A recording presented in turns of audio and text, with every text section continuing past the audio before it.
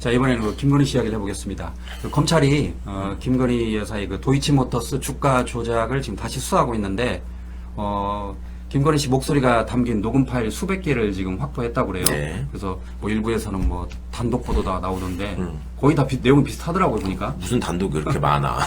집단 보도들만. 근데 결국 경찰이 흘린 건가요? 그렇죠. 검찰이 검찰이, 의도적으로 흘린 거고 본인들이 이렇게 일을 열심히 해서 수사 성과를 냈다. 우리가 저기 맘만 먹으면 잘한다. 이런 식의 인식이 국민들한테 심어지기를 바라는 마음으로 던져놓고 간을 보는 것 같아요. 예. 그리고 근데 사실은 조금만 따져보면 그런 녹음 파일은 당연히 있어야 되는 거고 예. 그 증권회사의 미래에셋이었죠. 거기를 일부러 수사를 안 한 거예요. 압수수색을 안 한 거예요. 일부러? 하면은 그거 나온다는 거 아니까. 예. 그러니까 이제 그런 짓을 벌인 이 수사진들이 지금 일부 도망가 있고 막 그러니까 검찰을 벗어나서 지금 도망치려고 하고 있고 한데 이제 그자들에 대한 수사가 특검이 해야 될 일에 포함돼 있으니까 그 부분도 명확히 밝혀내가지고 단죄를 해야 된다는 이제 필요성을 또 확인시켜 주는 거고 지금 나와 있는 어떤 그런 그 성과물들이 그나마 지금 듣기로는 검찰 내부에서 최초의 김건희 수사를 했던 팀들이 볼 때 네.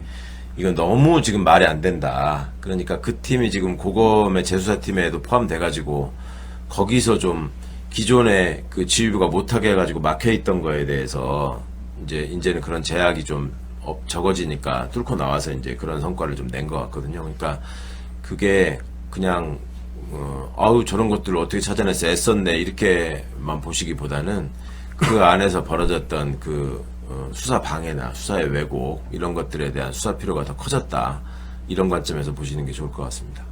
어쨌든 이제 특검이 김건희 특검을 하면서 그 그러니까 검사들도 수사할 수 있잖아요. 그러니까 그 당시 이창수 그렇죠. 지검장이나 그 조상원 차장검사 수사해야 돼요. 수사할 수 있는 게 아니라. 네, 부실수사 의혹 네네. 수사할 수 있는 거죠. 네네. 그런데 이번에 지금 갑자기 뜬금없이 검찰이 이제 그 뭐죠?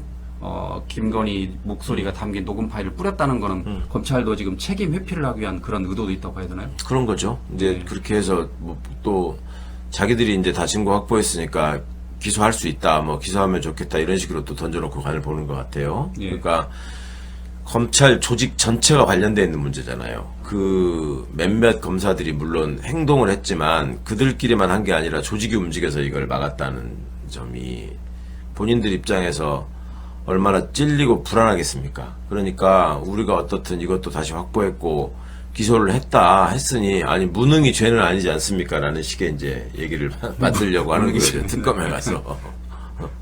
근데 이 검찰이 기소를 하진 않겠죠? 기소를 해버리면 특검의 그 문신의 폭이 좁아지는데. 그렇죠. 네. 특검이 이제 그 부분에 대해서 또 예를 들어 기소를 하면서 예. 액수를 줄여버린다거나 예. 뭐 또 기소를 부실하게 해가지고 무죄가 나는 방식으로 기소를 한다거나 이럴 위험성이 있어서 특검이 그 부분에 대해서 기소를 하지 마라 하라라는 의견을 좀 표명해 줬으면 좋겠어요. 예. 그렇게 해가지고 일단 어떤 방향을 정한 다음에 근데 기소를 한다고 하더라도 사실은 그 부분에 대한 수사는 해야 되거든요. 근데 기소가 돼버리면 약간 뒷전으로 밀릴 수가 있단 말이에요. 김건희는 지금 여러 가지 지저분한 사건들이 많잖아요. 예. 그러다 보면 후순위가 될 수 있기 때문에 우리 그 부분은 이제 민중기 특검이 담당하시는 분야니까 거기에 대해서도 특검이 좀 뭔가 의사표시를 하시지 않을까 기대합니다. 어쨌든 김건희 여사는 공교롭게도 그 타이밍에 지금 서울 아산병원에 입원을 했어요. 예.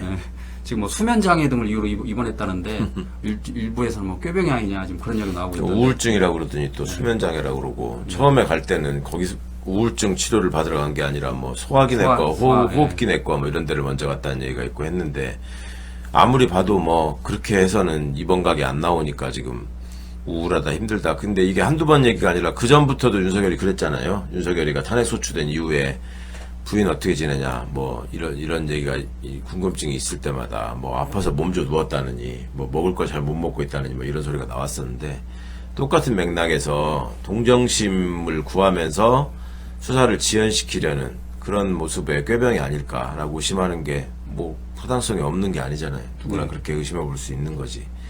정신 좀 차렸으면 좋겠는데 정신 차릴 일은 없는 것 같고 아까도 말씀드렸지만 자기들이 한번 들어가면 이제 못 나온다는 걸 알기 때문에 특검에서 김건희 출석 요구를 해가지고 부르는 날 그날 다음 날이 김건희 구속되는 날입니다. 그러니까 그건 알고 있으니까 들어가는 시간이라도 최대한 늦춰보자. 끝은 보이지 않으니 시작이라도 늦춰보자. 그 생각인 것 같아요. 그리고 거기서 이제 끌려나가는 모습을 통해 가지고 아픈 사람에게 이렇게 가혹하게 하는 뭐 이재명 독재 정권의 모습 이런 프레임을 만들려고 할 텐데 그렇게 본인들의 그 바람대로 되지는 않을 것 같습니다.